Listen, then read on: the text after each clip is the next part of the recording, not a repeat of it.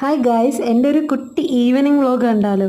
അപ്പോൾ എൻ്റെ evening routine start ചെയ്യുന്നത് വിളക്ക് കത്തിച്ചുകൊണ്ടാണ്. അപ്പോൾ വിളക്കൊക്കെ തേച്ച് കഴുകി ഒരുക്കി വെച്ച് സെറ്റാക്കി ഞാനിങ്ങനെ വിളക്ക് കത്തിക്കും. അപ്പോൾ ഇങ്ങനെ സാമ്പ്രാണിക്കട്ടയൊക്കെ ഉണ്ട്, നല്ല മണമുള്ള സാമ്പ്രാണിക്കട്ട. അപ്പോൾ ഇത് കത്തിച്ച് വെച്ച് അതിൻ്റെ ആ ഒരു പുക വീട് മൊത്തം നിറയുമ്പം തന്നെ ഒരു വല്ലാത്തൊരു പോസിറ്റീവ് എനർജിയാണ്. അത് തന്നെ നമുക്ക് ഭയങ്കര ഒരു ഇതാണ്. അപ്പോൾ വിളക്കൊക്കെ കത്തിച്ച് വെച്ചിട്ട് ഞാൻ നേരെ പുറത്തോട്ട് പോവാണ്. നമ്മുടെ വീട്ടിൻ്റെ തൊട്ടപ്പുറത്ത് ഇപ്പം വെക്കേഷനൊക്കെ അല്ലേ, കുറേ ചെറുക്കന്മാർ വന്ന് ഫുട്ബോൾ കളി എന്ന് പറഞ്ഞാൽ അമ്മാതിരി ഫുട്ബോൾ കളിയാണ്. എന്നിട്ട് എപ്പോഴും നമ്മുടെ വീട്ടിൻ്റെ അകത്തോട്ട് അടിച്ചിട്ടിട്ട് ചേച്ചി ആ ഫുട്ബോളൊന്ന് എടുത്തു തരുമോ, ചേച്ചി ആ ഫുട്ബോളൊന്ന് എടുത്തു തരുമോ. ഒരു ദിവസത്തിൽ ഒരു 5-6 വട്ടമെങ്കിലും ഞാൻ ഫുട്ബോൾ എടുത്ത് കൊടുക്കേണ്ടി വരും. അപ്പോൾ പിന്നെ നേരെ അടുക്കള വന്നിട്ട് നമുക്ക് രാത്രി ഇന്ന് ഉണ്ടാക്കാനുള്ള ഫുഡിൻ്റെ കാര്യങ്ങളൊക്കെ എടുത്ത് നേരത്തെ സെറ്റ് ചെയ്ത് വെക്കുകയാണ് ഞാൻ. അമ്മ ഇതുവരെയും വന്നിട്ടില്ല കേട്ടോ. പിന്നെ മുകളിലത്തെ കതക് അവൻ തുറന്നിട്ടിരിക്കുകയായിരിക്കും, എൻ്റെ അനിയൻ. അവൻ അത് അടയ്ക്കൂല.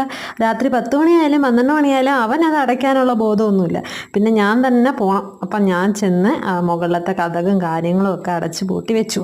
എന്നിട്ട് ഞാനിതെൻ്റെ രണ്ടാമത്തെ ചായ കുടിക്കുകയാണ്. ചായക്കുടി എനിക്ക് ഭയങ്കര ഓവറാണ്. ഞാൻ പണ്ടേ, അതായത് അച്ഛൻ്റെ കൂടെ നിന്ന് പഠിച്ച ഒരു ശീലമാണ് ഈ ചായക്കുടി എന്ന് പറയുന്നത്. അത് ഞാൻ ഇഷ്ടംപോലെ ചായ കുടിക്കും. അങ്ങനെ രണ്ടാമത്തെ ചായയൊക്കെ കുടിച്ചിട്ട് ഇനി അമ്മയ്ക്ക് വേണ്ടിയിട്ടുള്ള വെയിറ്റിംഗ് ആണ്. അമ്മ ഇതുവരെ വന്നിട്ടില്ല. അമ്മയുടെ ജോലിയൊക്കെ കഴിഞ്ഞ് വരുമ്പോൾ ഈ ഒരു ടൈം ആവും. ഇത് നല്ല രസമല്ലേ, ഞാൻ അങ്ങോട്ടും ഇങ്ങോട്ടും തലതിരിഞ്ഞ് നടക്കുന്നത് കാണാൻ. ചുമ്മാ എഡിറ്റ് ചെയ്തപ്പോൾ റിവേഴ്സ് എന്നുള്ളൊരു ഓപ്ഷൻ കണ്ടതുകൊണ്ട് മാത്രം ഞാൻ ചെയ്യുന്നതാണ് കേട്ടോ.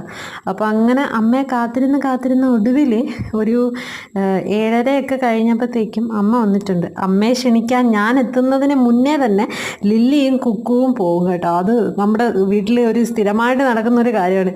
ഇവർ രണ്ടുപേരും വന്ന് അമ്മയുടെ അടുത്ത് നിന്നതിന് ശേഷം മാത്രമേ അമ്മ അകത്ത് കയറാൻ വേണ്ടി സമ്മതിക്കുള്ളൂ. പിന്നെ എന്നും ചെയ്യുന്ന പോലെ തന്നെ അമ്മ ഒരുപാട് സാധനങ്ങൾ കൊണ്ടുവരും, അതൊക്കെ വാങ്ങിച്ചു.